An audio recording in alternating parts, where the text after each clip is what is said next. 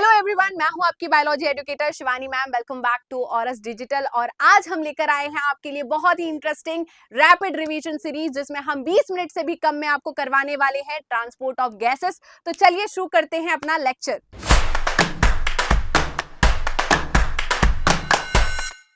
जब हम इस चैप्टर को स्टार्ट करते हैं तो बेटा हम पढ़ते हैं inhale and exhale of gases. ठीक है, तो हम देखते हैं कि हम ऑक्सीजन को इनहेल करते हैं एंड CO2 को एक्सहेल करते हैं। तो हमारी बॉडी के अंदर इन गैसेस का ट्रांसपोर्टेशन किस तरीके से हो रहा है उस पर हम बात करने वाले। तो जब मैं देख रही हूँ कि बेटा लंग्स के पास ऑक्सीजन पहुंचा एनवायरनमेंट से, तो लंग्स इस ऑक्सीजन को टिश्यू तक कैसे पहुंचा पाएगा? मीडिएटर कौन है, कौन इसे ट्रांसपोर्ट करेगा? तो बेटा ब्लड करेगा। ठीक है, वहीं पर जो हमारी सेल्स है उन्होंने कैटाबॉलिक रिएक्शन करी तो CO2 प्रोड्यूस हुआ। वो CO2 लंग्स तक कैसे पहुंचेगा? इसी ब्लड के थ्रू, और लंग जो है उसे बाहर निकाल देगा। क्लियर है? तो ये सारी की सारी प्रोसेस चलती रहती है। इसमें ब्लड जो है वो इन्वॉल्व होता है इन गैसेस के ट्रांसपोर्टेशन में। मतलब CO2 और ऑक्सीजन को किस तरीके से हम ट्रांसपोर्ट करेंगे वो देखेंगे, परसेंटेज वाइज देखेंगे कि प्लाज्मा कितने परसेंट CO2 को ट्रांसपोर्ट करता है, ऑक्सीजन को ट्रांसपोर्ट करता है, बायकार्बोनेट के फॉर्म में कितनी परसेंट CO2 ट्रांसपोर्ट होती है, ऑक्सी हीमोग्लोबिन के उसमें कितने परसेंट ऑक्सीजन ट्रांसपोर्ट होती है, कार्ब अमीनो हीमोग्लोबिन के परसेंटेज हम देखें तो कितना ट्रांसपोर्टेशन होता है, इन सभी पे हम बात करने वाले हैं। तो सबसे पहले अगर आपको कोई पॉइंट याद रखना है तो याद रखो आप कि यहाँ पर 100 ml जो ऑक्सीजनेटेड ब्लड है वो 5 ml ऑक्सीजन को डिलीवर करता है किसे? टिश्यू को, क्योंकि टिश्यू को ऑक्सीजन की जरूरत है, एरोबिक रेस्पिरेशन करना है। वहीं पर अगर मैं बात करूं तो 100 ml डीऑक्सीजनेटेड ब्लड जो है 4 ml CO2 डिलीवर करता है किसको? एल्विलाई को, क्योंकि उसे बाहर निकालना है, वो टॉक्सिक गैस है। फिर वहीं पर मैं बात करूं जो 100% ऑक्सीजन है उसमें से 3% ऑक्सीजन जो है वो प्लाज्मा में डिसॉल्व होकर कहां पहुंचती है? हमारे टिश्यू के पास। वहीं पर अगर मैं बात करूं 7% जो CO2 है वो प्लाज्मा में डिसॉल्व होकर कहां पर पहुंचती है? एल्विलाई के पास। वहीं पर अगर मैं बात करूं कि भाई हीमोग्लोबिन के साथ कितने परसेंट ऑक्सीजन बाइंड होती है, तो 97%। हमें पता है कि जो रेड ब्लड सेल्स होते हैं इसमें हीमोग्लोबिन होता है, एंड हीमोग्लोबिन जो है वो CO2 प्लस ऑक्सीजन दोनों से बाइंड कर सकता है। तो 97% ऑक्सीजन जो है वो ट्रांसपोर्ट होती in the form of oxy haemoglobin. वहीं पर अगर मैं बात करूं तो 20 to 25% जो हमारा कार्बन डाइऑक्साइड है वो किस फॉर्म में होता है? कार्ब अमीनो हीमोग्लोबिन के फॉर्म में। और यहां पर अगर मैं सबसे ज्यादा बात करूं तो 70% जो हमारा CO2 है वो बायकार्बोनेट के फॉर्म में ट्रांसपोर्ट होता है। ठीक है, और हमें क्या याद रखना है कि binding of O2 with haemoglobin is primarily related to partial pressure of O2। अब हम बात करते हैं कि भाई हीमोग्लोबिन जो है वो O2 से बाइंड करेगा या CO2 से बाइंड करेगा, ये किस पर डिपेंड करेगा? प्राइमरली किस पर डिपेंड करने वाला है? पार्शियल प्रेशर ऑफ O2 पर। इसके अलावा भी कुछ फैक्टर्स होते हैं जिस पर डिपेंड करता है, बट आपसे प्राइमरली पूछा गया तो आप बोलोगे पार्शियल प्रेशर ऑफ ऑक्सीजन। और यहां पर हम बात करते हैं binding of CO2 with haemoglobin is related to partial pressure of CO2 as well as partial pressure of O2। O2 कम होना चाहिए एंड CO2 ज्यादा होना चाहिए, तो यहां पर ये बाइंडिंग करेगा किससे? हीमोग्लोबिन से। अब देखिए बेटा होता क्या है, एसोसिएशन एंड डिसोसिएशन का मतलब क्या है उस पर हम थोड़ा सा गौर फरमाते हैं। एसोसिएशन का मतलब होता है जुड़ना, डिसोसिएशन का मतलब होता है टूटना। ठीक है, तो देखिए हीमोग्लोबिन से कौन जुड़ रहा है? ऑक्सीजन जुड़ रहा है, मतलब कौन सी प्रोसेस हो रही है? एसोसिएशन हो रहा है, और क्या बनेगा? Oxy haemoglobin. वहीं पर अगर मैं बात करूं CO2 की, तो हीमोग्लोबिन से कौन जुड़ रहा है? CO2। तो क्या हो रहा है? एसोसिएशन, और बन क्या रहा है? Carb amino haemoglobin. एसोसिएशन समझ में आ गया दोनों का। डिसोसिएशन का मतलब क्या है? ये जो हमारा ऑक्सी हीमोग्लोबिन है ये टूटेगा किस में बेटा? हीमोग्लोबिन में और ऑक्सीजन में, तो इससे हमने बोला डिसोसिएशन। इसीलिए ये जो प्रोसेस है ये कैसी होती है? रिवर्सिबल, मतलब दोनों दिशाओं में चलती है, forward and backward direction. Same अगर मैं यहां पर बात करूं तो यहां पर क्या हो रहा है? कार्ब अमीनो हीमोग्लोबिन जो है वो डिसोशिएट हो रहा है किसमें? हीमोग्लोबिन एंड CO2 में। इसीलिए ये दोनों की दोनों प्रोसेस आपको कैसी दिख रही है? रिवर्सिबल दिख रही है। दोनों में देखो साइन बने हुए। क्लियर है? अब कौन कौन से फैक्टर है जो हीमोग्लोबिन का एसोसिएशन कराएगा ऑक्सीजन के साथ। कौन कौन से वो फैक्टर है जो कि हीमोग्लोबिन का एसोसिएशन कराएगा CO2 के साथ, और साइमल्टेनियसली हम डिसोसिएशन की बात भी करेंगे। क्लियर है? तो देखिए यहां पर हम पैरामीटर्स की बात करूं तो अगर high partial pressure of oxygen है तो ये किसको फेवर करेगा बेटा? Association of O2 with haemoglobin, क्योंकि हीमोग्लोबिन एक बहुत ही लालची इंसान है। ये देखेगा कि जिसका पार्शियल प्रेशर ज्यादा, जिसका कॉन्सेंट्रेशन ज्यादा, मैं उससे दोस्ती निभाऊंगा। ठीक है, तो इसने देखा कि भाई पार्शियल प्रेशर ऑफ ऑक्सीजन ज्यादा है तो मैं किससे दोस्ती निभाऊंगा? ऑक्सीजन से। और किसका एसोसिएशन होगा? हीमोग्लोबिन एंड ऑक्सीजन का, तो बनेगा क्या? Oxy haemoglobin. फिर वहीं पर इसने देखा कि भाई इसका एसोसिएशन ज्यादा है, हाथ मिलाया तो हाथ छोड़ेगा तो नहीं सेम से, तो यहां पर डिसोसिएशन ऑफ ऑक्सी हीमोग्लोबिन क्या होगा? कम होगा। किस पर? High partial pressure of oxygen पे, एंड एसोसिएशन ज्यादा होगा। सेम अगर मैं इसी टाइम पे बात करूं तो association of carb amino haemoglobin क्या होगा? कम होगा। क्यों? क्योंकि पार्शियल प्रेशर ऑफ ऑक्सीजन बढ़ा हुआ है, तो ये लालची इंसान जो हीमोग्लोबिन है वो किससे बनाकर रखेगा? ऑक्सीजन के साथ। और association of carb amino haemoglobin क्या होगा? कम होगा। तो भाई अब इससे हाथ मिलाना है तो इससे हाथ तो छोड़ना पड़ेगा ना, एक ही हाथ है ये। अगर ये हाथ मुझे एक इंसान से मिलाना है, ठीक है, और दूसरे से मैं वेट कर रही हूँ कि उससे मिलाऊं, तो इससे हाथ छोड़ना पड़ेगा तभी तो उससे मिला पाएंगे। तो यहां पर अगर इसके साथ एसोसिएट करना है तो यहां पर कार्ब अमीनो हीमोग्लोबिन के साथ क्या होगा? डिसोसिएशन बढ़ेगा। पहला पैरामीटर सभी को समझ में आ चुका है। दूसरे पैरामीटर की मैं बात करूं तो high partial pressure of CO2। High partial pressure of CO2, अरे हीमोग्लोबिन तो लालची है तो किसके साथ एसोसिएट करना चाहेगा? CO2 के साथ। तो एसोसिएशन ऑफ CO2 बढ़ेगा तो सेम के साथ डिसोसिएशन क्या होगा? कम होगा। उसका हाथ तो नहीं छोड़ना चाहेगा ना। तो डिसोसिएशन किसके साथ बढ़ेगा बेटा? हमारे ऑक्सीजन के साथ। मतलब इसका एसोसिएशन क्या होगा? कम होगा, क्योंकि उसका एसोसिएशन बढ़ रहा है।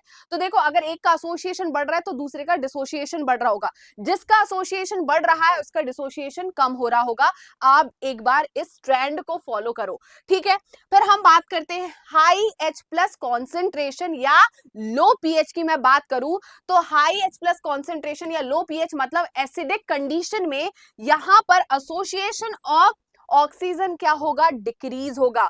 और डिसोसिएशन ऑफ ऑक्सीजन क्या होगा? बढ़ेगा। तो जब इसका एसोसिएशन कम हो रहा है तो दूसरे का एसोसिएशन बढ़ रहा होगा।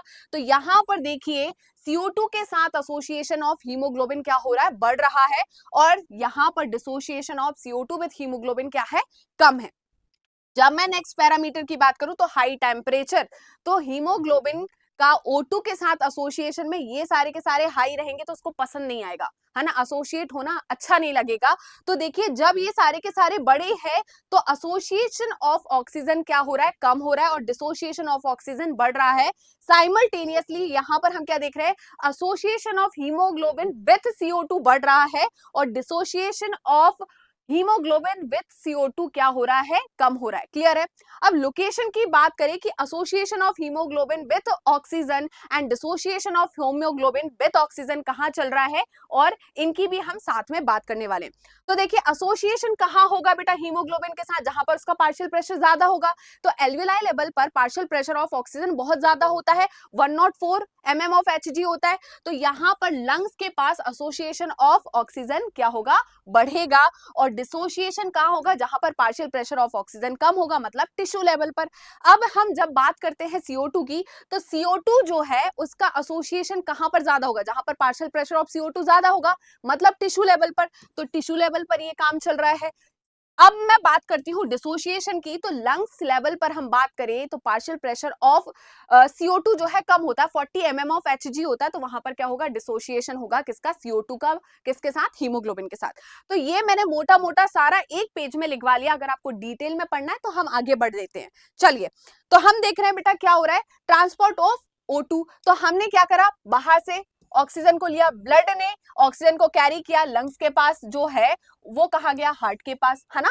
हम देखते हैं ना पल्मोनरी वेन्स के थ्रू लेफ्ट एट्रियम में हमारा ऑक्सीजनेटेड ब्लड जाता है, देन लेफ्ट वेंट्रिकल में, फिर एओर्टा के थ्रू कहां जाता है? पूरी बॉडी में ऑक्सीजनेटेड ब्लड जो है वो सर्कुलेट होता है। क्या सभी को समझ में आया? अब देखिए हमने ये वाली बात कर ली कि डिसॉल्व फॉर्म में सिर्फ 3% ऑक्सीजन जो है वो जाता है ना, किसके पास? टिश्यू के पास। और जो ऑक्सी हीमोग्लोबिन के फॉर्म में जाता है वो कितना जाता है 97%। क्या सभी को क्लियर है? अभी देखिए क्या होता है, ये है हीमोग्लोबिन। हीमोग्लोबिन में दो चीज होती है, एक हीम ग्रुप होता है, एक ग्लोबिन ग्रुप होता है। हीम ग्रुप जो है उसका आयरन पार्ट होता है एंड ग्लोबिन जो है उसका प्रोटीन पार्ट होता है। ठीक है, तो यहां पर हो क्या रहा है, एक हीमोग्लोबिन बेटा 4 ऑक्सीजन मॉलिक्यूल के साथ बाइंड कर सकता है, मैक्सिमम 4 ऑक्सीजन मॉलिक्यूल के साथ बाइंड कर सकता है, या मैं ये बोलूं कि एक हीमोग्लोबिन जो है 8 ऑक्सीजन एटम के साथ बाइंड कर सकता है। क्या क्लियर है सभी को? इससे क्वेश्चन बन जाता है। अब यहां पर हम बात करते हैं ऑक्सीजन डिसोसिएशन कर्व की। तो ऑक्सीजन डिसोसिएशन कर्व में फैक्टर जो कि ऑक्सीजन डिसोसिएशन कर्व को अफेक्ट कर रहे हैं उन पर हम बात करने वाले हैं। ये जो आपको दिख रहा है बेटा, ये है ऑक्सीजन डिसोसिएशन कर्व। क्या क्या चीजें दिख रही है यहां पर? हम जब वाई एक्सिस में बात करें तो वाई एक्सिस में हमने क्या लिया है, percentage haemoglobin saturation with O2 and x axis पे हमने लिया है पार्शियल प्रेशर ऑफ O2। तो देखिए क्या हो रहा है, हम क्या देख रहे हैं इस ग्राफ में कि कितना पार्शियल प्रेशर पे 50% हीमोग्लोबिन जो है वो सैचुरेट हो रहा है, वो बता रहा है P50 वैल्यू। क्लियर है? तो देखिए यहां पर ये है 50, है ना। मैंने जब वाई एक्सिस की बात करी तो वाई एक्सिस पे क्या है बेटा, यहां पर percentage of haemoglobin with O2। तो यहां पर सैचुरेशन की बात करूं तो ये है 50। तो 50% हीमोग्लोबिन किस पार्शियल प्रेशर ऑफ ऑक्सीजन पे सैचुरेट हो रहा है, वो होती है P50 वैल्यू। तो यहां पर देखिएगा बेटा, इस पार्शियल प्रेशर पे, इस पार्शियल प्रेशर पे ये क्या है, ये 20 है और ये 30 है, तो ये कितना हो गया बेटा 25। 25 mm ऑफ Hg पर क्या मिल रही है आपको, P50 वैल्यू मिल रही है। अब ये लेफ्ट शिफ्ट कब होता है, राइट शिफ्ट कब होता है, उस पर हम बात करने वाले हैं। ठीक है, देखिए जब लेफ्ट शिफ्ट और राइट शिफ्ट की बात करूं तो ये वाला राइट है और ये वाला लेफ्ट है, ये तो नॉर्मल कंडीशन है, इधर गए तो राइट, इधर गए तो लेफ्ट। तो कब लेफ्ट बनेगा कब राइट बनेगा वो बात करते हैं। राइट शिफ्ट कब होगा बेटा, जब पार्शियल प्रेशर ऑफ ऑक्सीजन कम होगा। Right, partial pressure of oxygen कम होगा। तो यही सारी की सारी कंडीशन ही तो है डिसोसिएशन की। तो पार्शियल प्रेशर ऑफ ऑक्सीजन कम होगा, पार्शियल प्रेशर ऑफ CO2 ज्यादा होगा, हाई H+ कॉन्सेंट्रेशन होगा, हाई टेम्परेचर होगा, और 2,3 BPG का कॉन्सेंट्रेशन भी क्या होगा, ज्यादा होगा। लेफ्ट शिफ्ट कब होगा, जब सब इसके अपोजिट होगा, जैसे कि high partial pressure of O2, low partial pressure of CO2, low H+ concentration, low temperature and low 2,3 BPG। Clear है? अब हम बात करते हैं बोहर्स इफेक्ट की। किसकी बात कर रहे हैं, बोहर्स इफेक्ट की। बोहर्स इफेक्ट क्या होता है, चलिए देखते हैं। Rise in partial pressure of CO2 and fall in pH, मतलब डिक्रीज हो रहा है pH, मतलब एसिडिटी बढ़ रही है। तो ये क्या है, ऑक्सीजन की एफिनिटी हीमोग्लोबिन के साथ क्या होगी, बताइए, राइज हो रही है। तो P50 वैल्यू क्या हो रही है, बढ़ रही है। ठीक है, P50 वैल्यू बढ़ रही है, कितनी पहुंच गई बेटा, यहां पर देखो, जब मैं बात करूं P50 वैल्यू तो यहां पर पहुंच गई 35। क्लियर है? ये बोहर्स इफेक्ट कहता है fall in partial pressure of CO2 and rise in pH, मतलब कैसा हो गया, एसिडिक मीडियम हो गया। तो इससे ऑक्सीजन एफिनिटी विद हीमोग्लोबिन क्या होगी, कम होगी। मतलब कितने पे मिल जाएगा, यहाँ पर 15 पर मिल जाएगा। क्लियर है? तो ये बताना चाहता है कौन, हमारा बोहर्स इफेक्ट। क्लियर है? मायोग्लोबिन की बात करूं तो मायोग्लोबिन जो क्या है, percent present in muscle also have more affinity for oxygen. हम बात करते हैं कि मायोग्लोबिन जो है वो भी ऑक्सीजन के साथ बाइंड करता है। क्लियर है? और इसमें कैसा कर्व मिलता है आपको, हाइपरबोला। ये कैसा कर्व है बेटा, सिग्मोइड या एस शेप कर्व है, तो भूलना नहीं। ऑक्सीजन डिसोसिएशन कर्व कैसा मिलता है हमें, एस शेप या सिग्मोइड। वहीं पर मायोग्लोबिन के साथ कैसा मिलेगा, हाइपरबोला। क्लियर है? फीटल हीमोग्लोबिन की बात करूं तो बेटा, फीटल हीमोग्लोबिन की जो एफिनिटी है ऑक्सीजन के साथ वो ज्यादा होती है।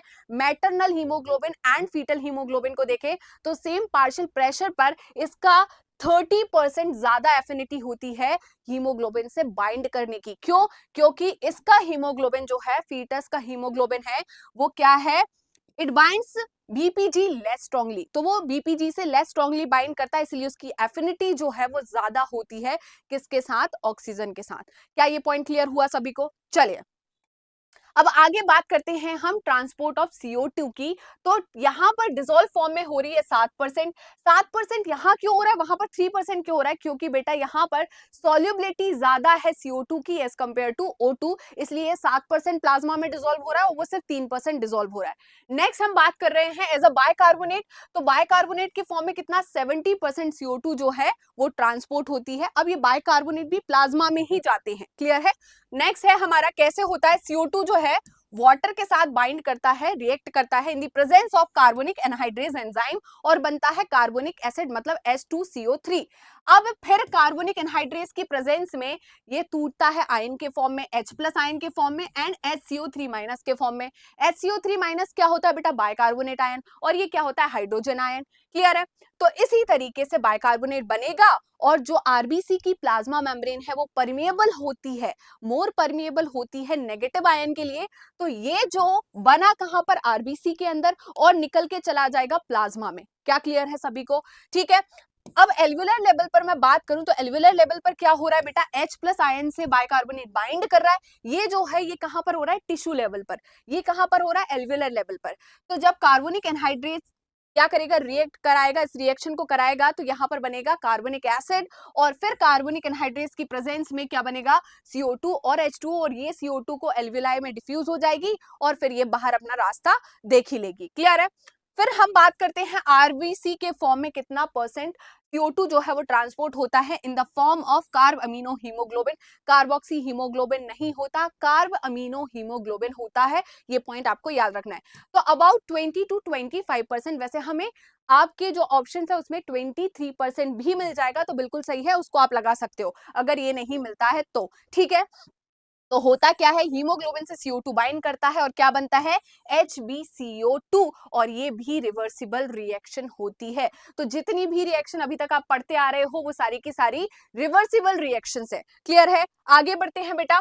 अब देखिए factor that affect the binding of CO2 with haemoglobin, कौन कौन से फैक्टर है जो कि CO2 और हीमोग्लोबिन की बाइंडिंग को अफेक्ट करते हैं।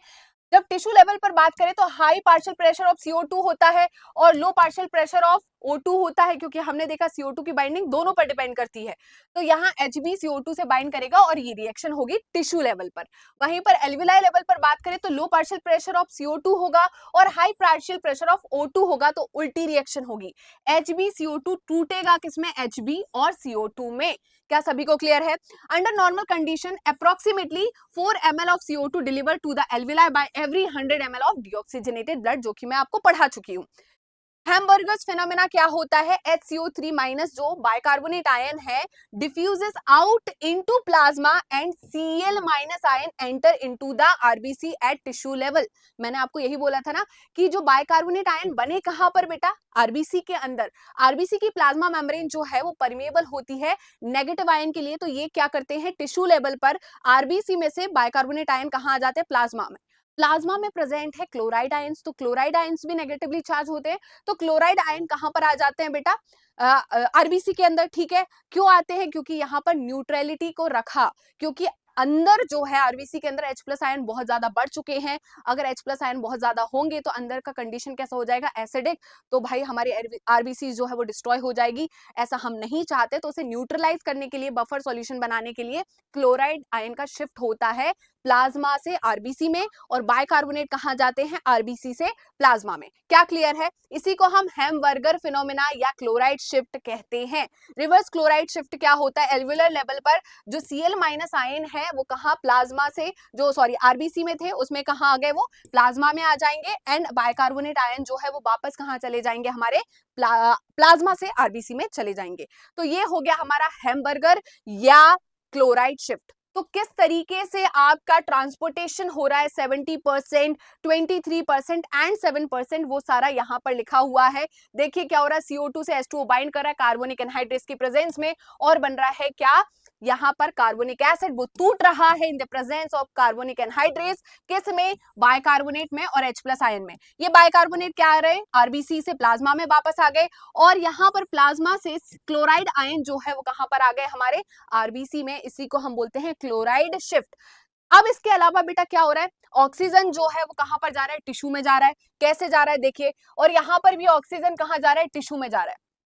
CO2 इस फॉर्म में तो हो ही रहा है, इसके अलावा बाइकार्बोनेट के फॉर्म में हो रहा है और प्लाज्मा में डिसॉल्व होकर भी जा रहा है। तो ये हो गया हमारा CO2 का ट्रांसपोर्टेशन। क्लियर है? तो हमने पूरा यहाँ पर पढ़ लिया है, पूरे डिटेल में पढ़ा है, कुछ भी चीजें नहीं छोड़ी है।